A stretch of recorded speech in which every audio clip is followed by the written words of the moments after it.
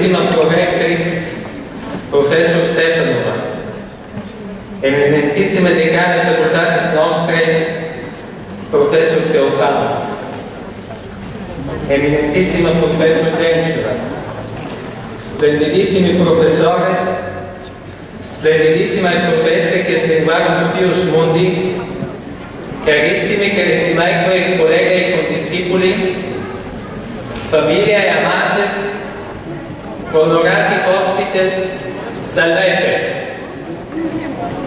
Mihi honori nec non gaudio est in primis nomine omnium discipulorum gratias invientes agere magistris nostris. Doc et tam exculte doctis viris et feminis quorum exemplis inquitamentis consilis non tantum vere philologicis sed potius vere humanis ad cum solemnem diem feliciter pervenire futurimus. Benevolentia, quam qui in omni modo fortasse non jure neque merito, sed caritate erga nos exercebant, manevit semper in memoria nostra, quacunque via in vita posteriori profitisci decernamus, sine ad scientiam polendam, hic in nostra alma mater, aut in annis universitatibus studiorum, sine ad textus lectembus del ad discipulos educendus, sine ad munere republicae fundienda, vel vendas privata inquieta persequenda. Nam relera multe diverse sunt viae, quae nobis pater, quaedam placide et tranquillae, quaedam verum aquae et aspere.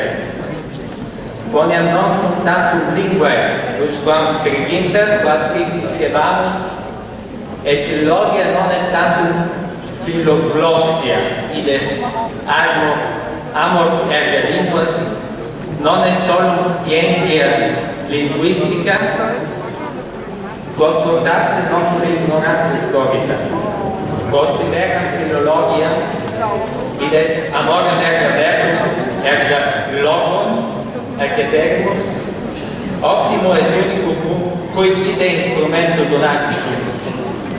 Logos, Grece multas res significat, et a multis iam India antiquis temporibus altivitum est.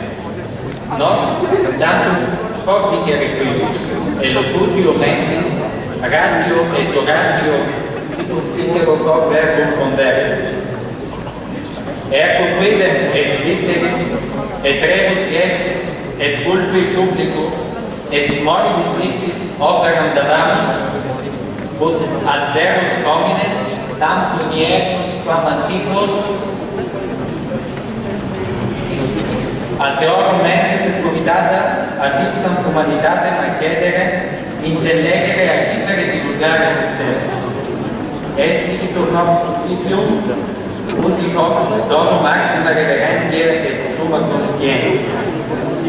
Ne dedique per eternitamus sententiam summi momenti quam evangelistas Christi, in principium erat verbo. Ut ad principia nostra realitamur, id restat nisi patronum nostra universitatis studiorum laudemus.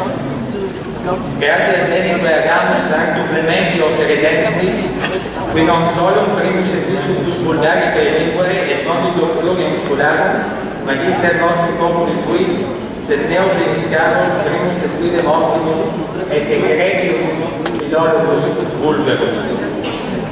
In eo qui non solum populum vulgare et opit, sed multis talis gentibus litteres volavit, sumum exemplo avere possimus eorum, quae philologia et littera potes. Sine in una sententia vergenda, sine in toto populo educando, amor verti nos extenebris in lucem duci. Utinam nostre actum sanctus spiritus. Уважаеми заместник ректор Стефанова, уважаеми професор Теофанов, уважаеми професор Денчева, уважаеми професори и преподаватели по език ученици от целия свят, уважаеми служители в факултета с класически и нови филологии, скъпи колеги, драги родини, почитаеми гости. За мен е чест и радост от името на всички завършващи първо да благодаря на нашите професори, доценти и асистенти, с една дума, учители, с такива изключителни познания в своите области, благодарение на чието примери, насърчения и съвети, не само чисто филологически, а по-скоро наистина човешки, успяхме да стигнем до този тържествен момент. Благосклонността им, която те упражняваха към нас всяка, макар и понякога незаслужено, от наша страна, ще помним винаги по който и път да тръгнем последвалия живот. Дали ще се изявяваме в полето на науката, тук в нашата алма матер или в други университети, дали ще превеждаме и обучаваме, дали ще служим и помагаме на държавата, или ще реализираме свои собствени идеи, едно е ясно, че пътищата, които се отварят пред нас, са много и различни. Някои от тях са тихи и спокойни, други тежки и стръмни. Но не са само езиците, повече от 30, които се изучават в факултета, на които тук се учихме. И филологията не е просто една филоглосия, т.е. занимание, любов към езика, лингвистика, както може би някой запознати с някой. Защото ако наистина сме възприели в себе си истинската същност на филологията, т.е. любовта към словото, любословието,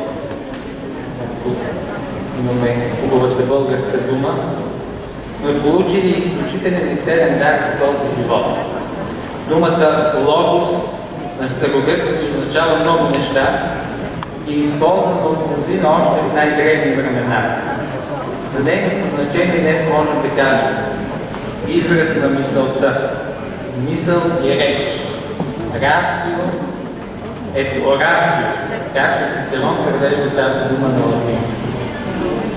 Следователно, ние в университета се посветихме и на литературата, и на историята, и на културата, и на нравите, така че да достигнем наистина до хората, съвременни или древни, до техните умове и мисли, до самата същност на човешкото и да го разберем, възприемем и разпространим. Наш дълг е да използваме този дар с голямо внимание и съзнание. Не трябва и най-накрая да пропускаме изречението, което евангелистът е написал. Енархес ет хологос. In principio era verbo. Начале бе слово. Началото беше слово.